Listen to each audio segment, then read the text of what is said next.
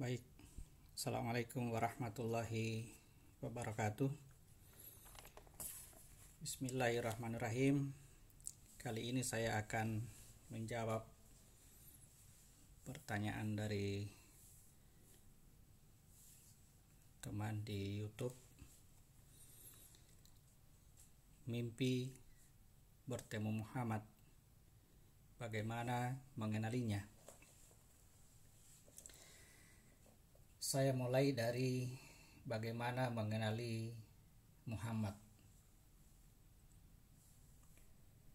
Kita baca di surat Al-Baqarah, surat kedua, ayat 146. Di situ dikatakan orang-orang yang diberi kitab, ya, dalam kurung Taurat dan Injil, atau juga Yahudi dan Nasrani, ya, ini yang di dalam kurung ini. Di sini kekeliruan kita dimulai, yaitu menganggap bahwa orang yang diberi kitab di situ adalah Yahudi atau Nasrani. Padahal bukan dan tidak seperti itu. Orang yang diberi kitab yang dimaksud di situ adalah orang yang menerima amanah. Dalam hal ini bahwa semua manusia telah menerima amanah berupa jasad, yang berarti semua manusia yang terlahir ke dunia ini adalah ahli kitab. Jadi orang-orang yang diberi kitab pada ayat ini maksudnya adalah manusia dalam keadaannya berjasad.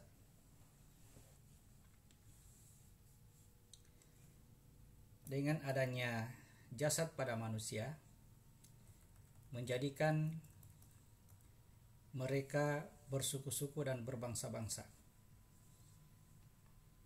Ya.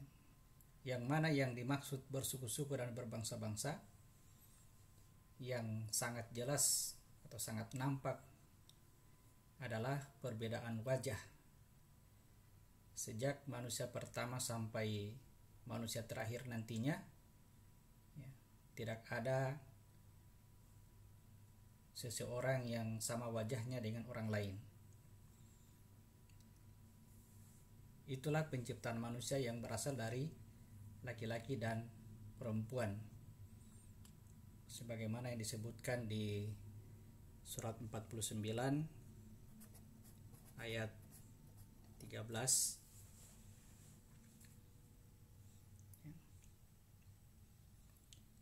Diciptakan dalam keadaan berbagai suku bangsa. Itu untuk apa? Di situ dikatakan lita'arafu, ya, diterjemahkan agar mereka saling kenal mengenal. Saling kenal mengenal berarti, ya, saya kenal Anda dan Anda kenal saya. Ya. Kalau begitu konteksnya, maka bahasa Arabnya yang tepat adalah li tata'arafu, ya, saling kenal mengenal. Tapi kalau li ta'arafu artinya agar kita mengenal sesuatu yang belum kita kenal. Nah, dan kalau sudah mengenal, disebutlah dia orang yang ma'rifat. Baik, kita lanjutkan surat 2 ayat 146 tadi. Mereka mengenal Muhammad seperti mengenal anak sendiri. Ya. Bagaimana keadaannya orang yang mengenali anaknya? Jika dikumpulkan sekian banyak anak di hadapan kita, salah satunya anak kita sendiri, maka kita akan sangat mudah mengenali anak itu dan tanpa ada keraguan sama sekali. Seperti itulah mengenal Muhammad. Tidak ada keraguan sama sekali. Tidak ada pertanyaan apakah yang saya jumpa itu Muhammad atau bukan. Sebagaimana ketika melihat anak kita, tidak ada pertanyaan, apakah ini anak saya atau bukan. Jadi kalau masih ada pertanyaan, yakinlah bahwa itu bukan Muhammad. Sebab mengenali Muhammad itu tidak ada keraguan sama sekali. Wajahnya sudah dipastikan, tidak ada yang serupa dengannya.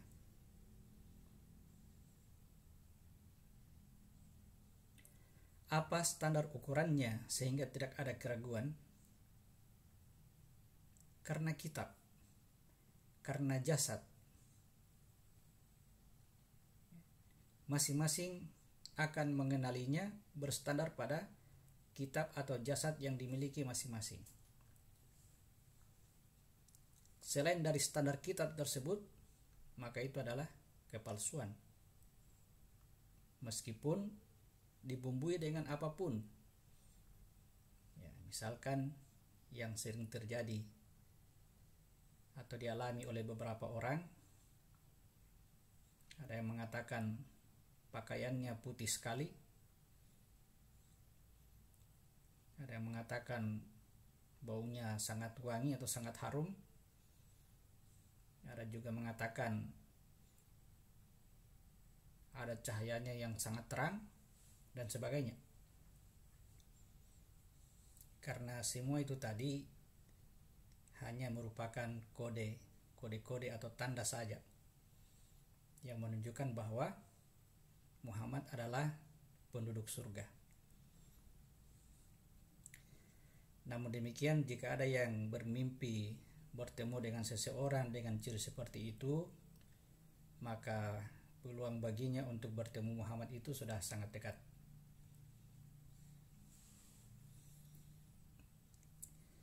Ada juga pertanyaan,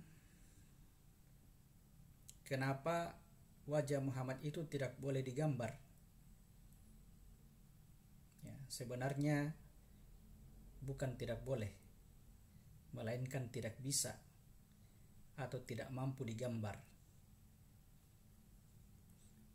Bagaimana mungkin kita mampu menggambar seluruh wajah manusia di dunia ini hanya dengan satu wajah saja?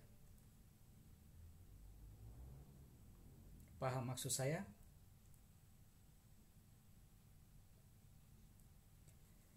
Jika paham maksud saya, maka yang Anda pahami itu adalah salah satu syarat utama agar kita dipertemukan oleh Allah dengan Nabi yang mulia ini.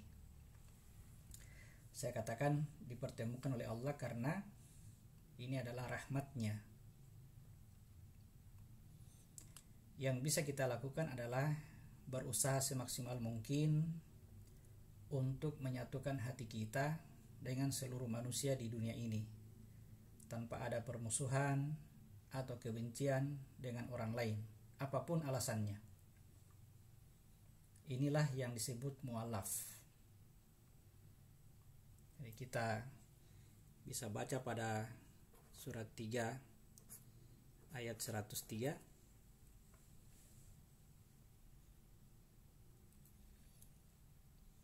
Di situ ada potongan ayat, fazkuru ni'matallahi iz kuntum a'da'an fa'allafa baina qulubikum. Ingatlah akan nikmat Allah ketika kamu bermusuh-musuhan, maka Allah menyatukan hatimu. Menyatukan hati kita dengan orang lain tanpa berharap agar orang lain mau menyatu dengan diri kita. Apakah ini berat? Ya, sungguh sangat berat. Karena di dalam diri kita sebenarnya masih tersimpan sifat kemusyrikan. Kalau kita baca di surat 42 ayat 13,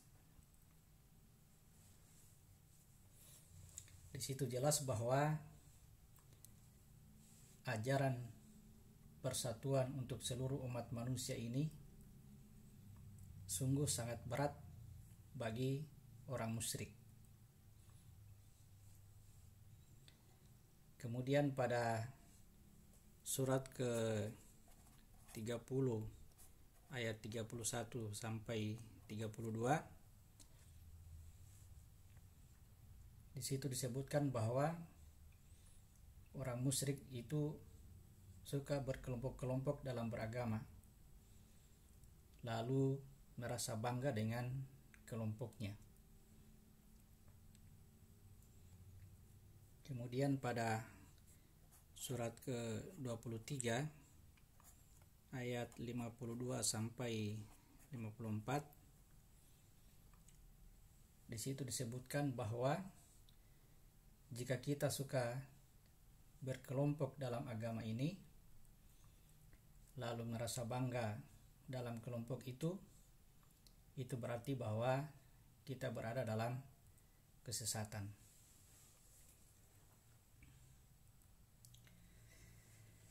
Sekali lagi bahwa menyatukan hati kita dengan orang lain sungguh berat. Ya, berat kecuali mereka yang diberi rahmat. Ini disebutkan di surat yang ke-11 ayat 118 sampai 119.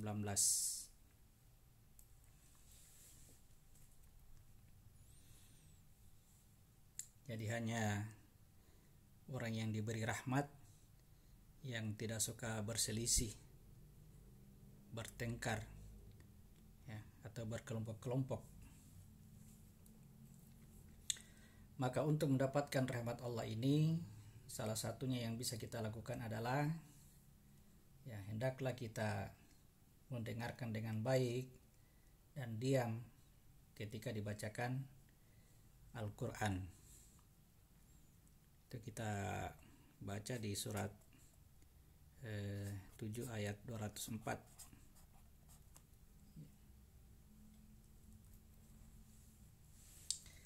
Jadi kalau kita terbiasa mendengarkan bacaan Al-Quran, atau kalau mampu kita membacanya sendiri, ini akan menambah kekuatan Imam Mahdi dalam diri kita yang sangat dibutuhkan pertolongannya ketika kepalsuan datang kepada kita. Coba kita lihat di surat 67 ayat 3 dan 4.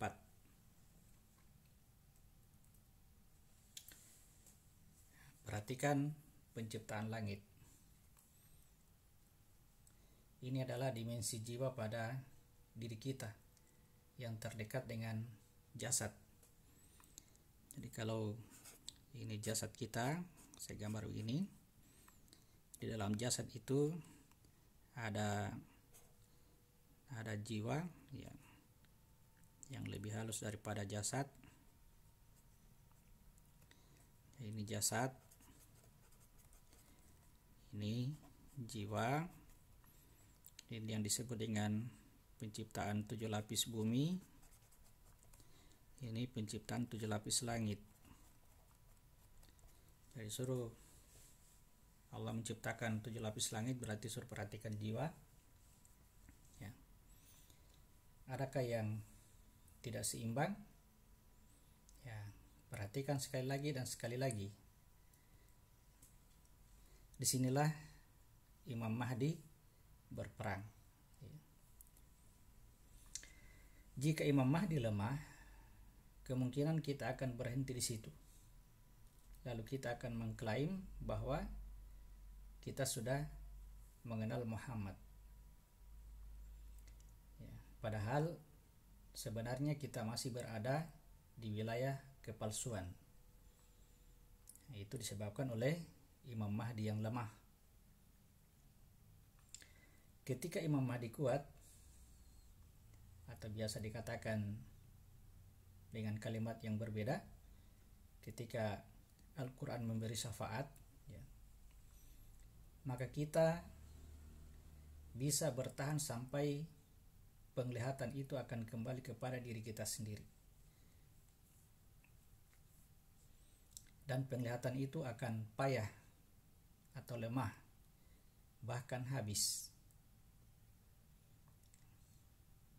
Kejadian ini menyebabkan langit dan bumi menjadi tidak ada.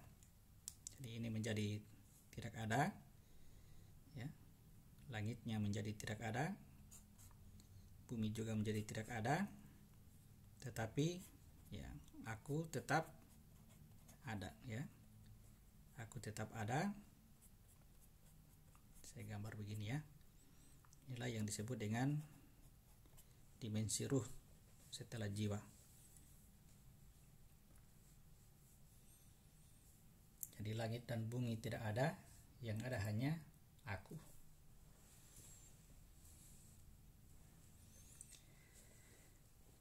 Jadi kalau misalnya ada yang pernah mengalami seperti ini, lalu setelah peristiwa itu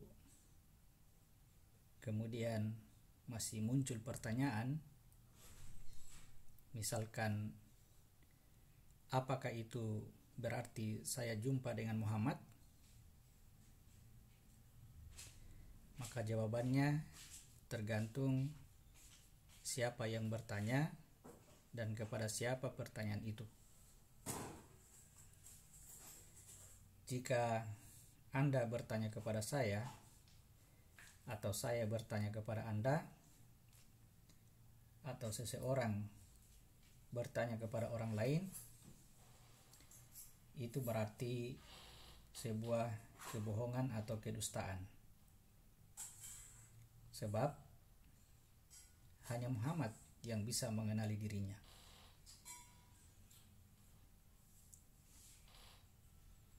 Itu perlu dicatat baik-baik.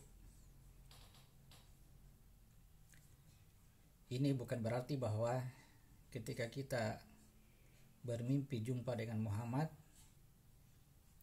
maka tidak boleh mimpi tersebut disampaikan kepada orang lain atau diketahui orang banyak. Bukan seperti itu. Bukan tidak boleh. Hanya saja ketika kita mengklaim mimpi berjumpa dengan Muhammad, lalu kita sebarkan kepada orang lain, ini sungguh sangat mengherankan. Oke. Kita yang berada di negara Indonesia ini secara sosial kemasyarakatan atau kemanusiaan, kita diatur oleh hukum negara, maka kita bersyukur bahwa ada Pancasila yang bisa mempersatukan manusia di negara kita ini. Maka janganlah kita paksakan Al-Quran menjadi dasar negara. Karena apa? Karena Al-Quran itu mempersatukan seluruh umat manusia. Jadi Al-Quran dasar kehidupan seluruh manusia di bumi ini, agar kita semua sesama manusia bersatu. Karena hanya orang yang telah menyatu hatinya atau mu'alaf, ya, mereka itulah yang bisa mati dalam keadaan muslim atau berserah diri. Demikian. Assalamualaikum warahmatullahi wabarakatuh.